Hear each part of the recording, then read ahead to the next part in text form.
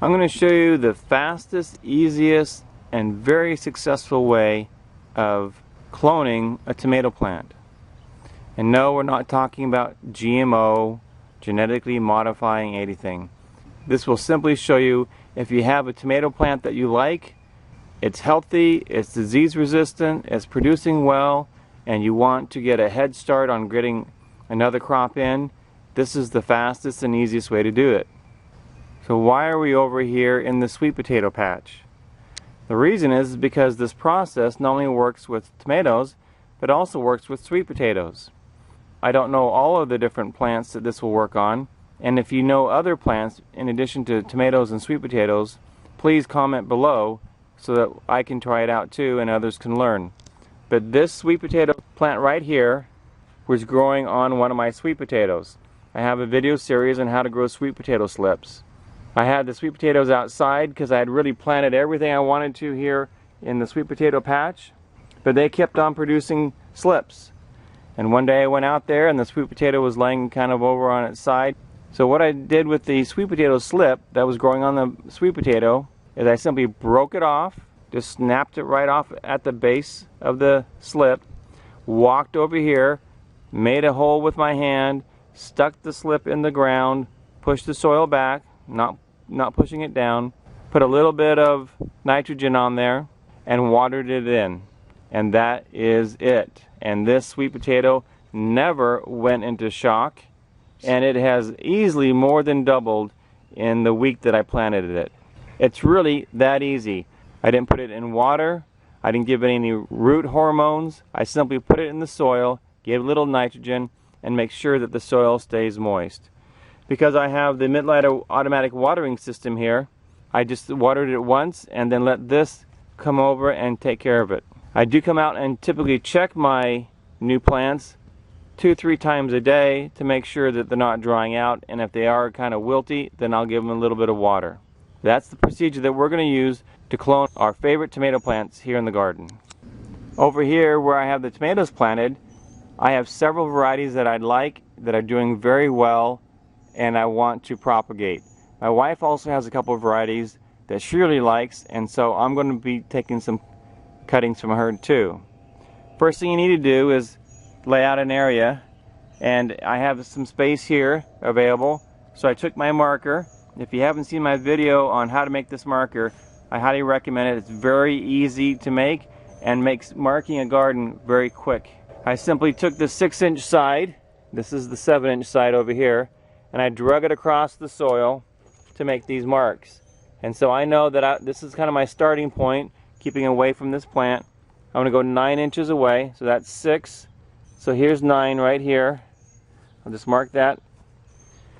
And then there's 3 and there's 9, so I'm going to mark this here. And this way I'm just marking my garden. There's another 9 inches. This will allow me to know how many plants I can plant. Here's one right here, and there's 9 inches there, and I can get one more plant in here.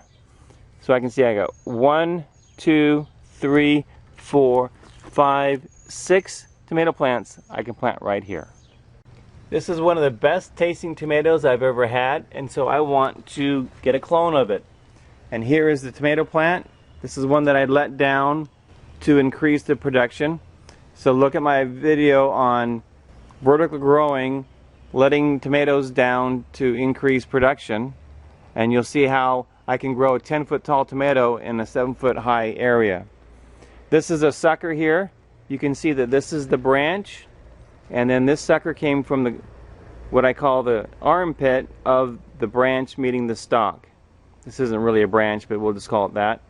And then this is a sucker here. I can tell that. And here's another sucker coming off here. I can tell this is a sucker because it has a growing tip. And so this is what I want to do. If you notice, all these little hairs all the way up the tomato plant are root hairs. And so what I'm going to do is I'm going to cut this off here, carefully holding the plant by the stem, and then I'm going to go ahead and plant it in the ground. Before I can plant this, I need to get it prepared. I want to plant this new clone as deep as possible because all of these little tiny root hairs will grow roots. This is an 8-inch deep bed. I'll be planting this all the way down to the bottom of the bed.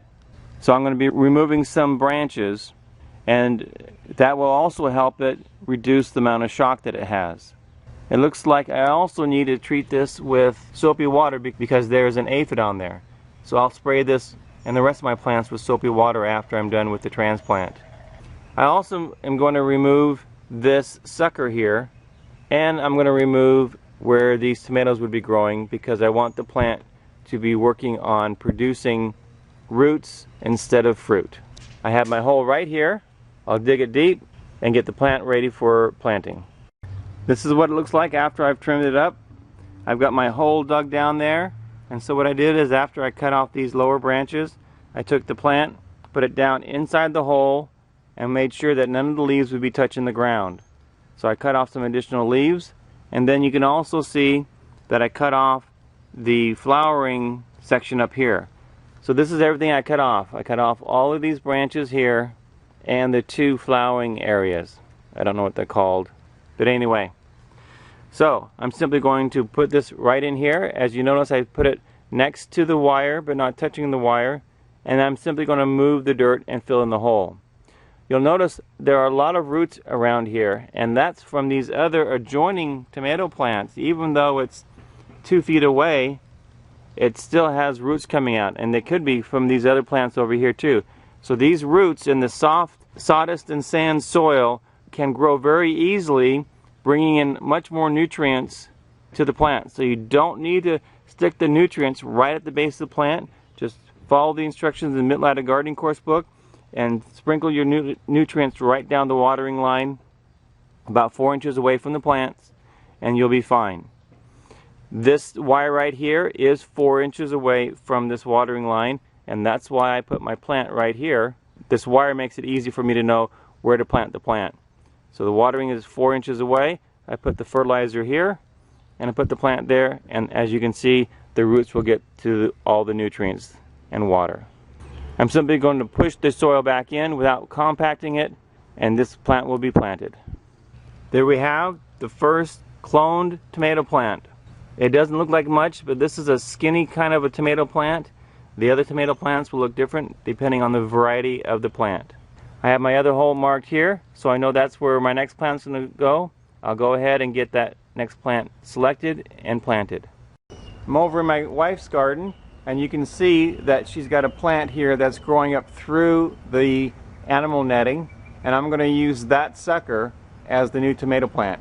This is the Annalise tomato, and she really likes the production and the flavor and the size of the tomatoes. So this is a variety that we want to propagate, and I'm going to do the same process that I did previously. In comparison, this Annalise is quite a bit larger than the Sunsweet, but both will make great propagation plants. As you can see, I have the hole all the way down to the soil at the base of my garden. That's the original soil down there. And I've got my plant and put it all the way down to the very bottom to create as many roots as possible. I face the plant outwards towards the sun so that it can get as much light as possible. This particular one had 3 suckers that I removed from it and 1 blossom area. This is a Rutgers. My wife really likes this plant. It's a larger tomato. My wife likes the flavor, and it's just a beautiful looking tomato. It's great for canning. All of these plants that we're taking the suckers off of are indeterminate plants, and you would sucker these when you grow them vertically anyway. So there's a nice size sucker over here, and you can see all the root hairs on that, hopefully, and I'm going to transplant that into my garden. This is what it looks like before I prepare it for planting, and this is what it looks like afterwards. This is a shorter plant, so I won't probably be able to get it all the way down to the bottom. Nope, I won't, but I will put it as deep as possible. And that is what it looks like after I plant it. I realize that this is becoming redundant, but I wanted to help you see what suckers look like in different situations. Here is another sucker right here. I can tell it's a sucker by several things. First of all, here's a branch, and right in the corner of the branch and the plant is this other plant growing. This is a sucker right here. That needs to come out. Here's another sucker right there. That needs to come out. This is a Whopper variety, and this is what the tomatoes are looking like. Good, nice, full-size tomatoes, good production, and this plant will grow easily. This is what it looks like before I plant it. Now that it's trimmed down, it's ready to be planted. That's what it looks like after I get it in the ground. So why am I doing this instead of growing new seeds? It takes 8 weeks from the day you plant a tomato seed until it grows and it can be planted into the garden. So I'm already saving myself 8 weeks of delay and not having to do the work to plant seeds. The plants are already healthy, they're strong, they're already acclimated to the weather. It saves a lot of time. It's just a great way to go. Next is the yellow plum variety. I'm going to remove this branch, that sucker, this branch, and that sucker. So the only thing I'll have left is up here. This one is split into two, this being the sucker. I could cut that sucker off also. I could leave this sucker on and let this plant split and grow into two. Some gardeners do that, but you can imagine the nightmare it would be once I get to this position where I'm wanting to drop the plants down off the twine and let it wrap around. I'd have a two-headed snake here that would really be unruly. So this comes off, and so does this right here that's going to grow tomatoes. Since this plant here is kind of bent here, comes at an angle, I'm actually going to elongate the hole so I can get the plant all the way in and get it sitting straight up like this. So here's the finished hole and what the plant will look like when I get it planted. You can see I planted that as deep as I could. The last one I'm putting in is the beefsteak. Can you see the sucker here that I'm going to plant? It's the biggest sucker that you can see.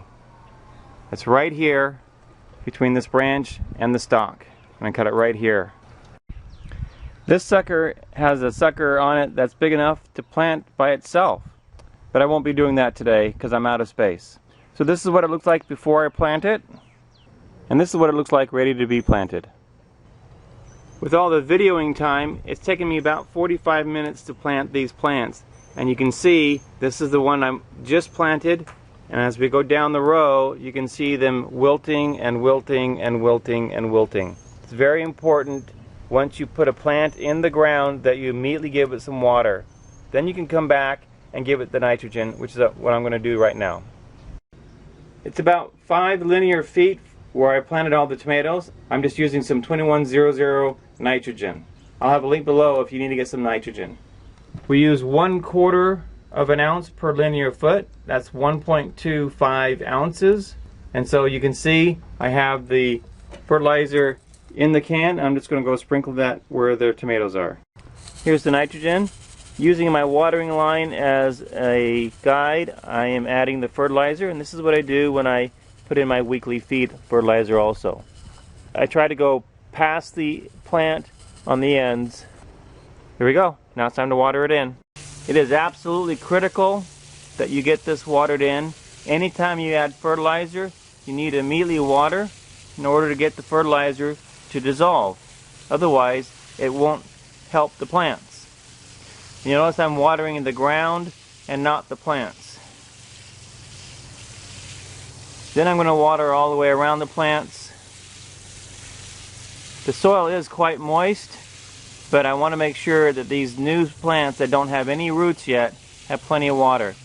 So I will typically come out 2 or 3 times or more, if possible, during the day to get these watered. Okay, that's all the watering I need. Something else that you want to keep in mind is you want to do this as early in the morning as possible when the temperatures are the coolest. Now these plants may look pretty sad for the first few days, but they'll come out of it, especially with the nitrogen, and if you give them enough water, they will grow to be big, beautiful, healthy tomato plants, just like their parents. This is LDS Prepper reminding you, if you are prepared, you shall not fear. And if you think a little bit ahead of time and let a couple suckers grow on your tomato plants, you can save yourself 8 weeks of planting. Select the very best plants that you like that are growing well in your garden and get a big head start on your next crop of tomatoes. And the big plus is when you share those tomatoes with your friends and neighbors and family, after they bite into it and they tell you how great it tastes, you can tell them they're eating a cloned tomato and see the expression on their face as they're thinking, oh no, I just ate a GMO tomato. Then you can educate them on the difference between cloning and GMO, which really you can't get anything for a home garden that's GMO.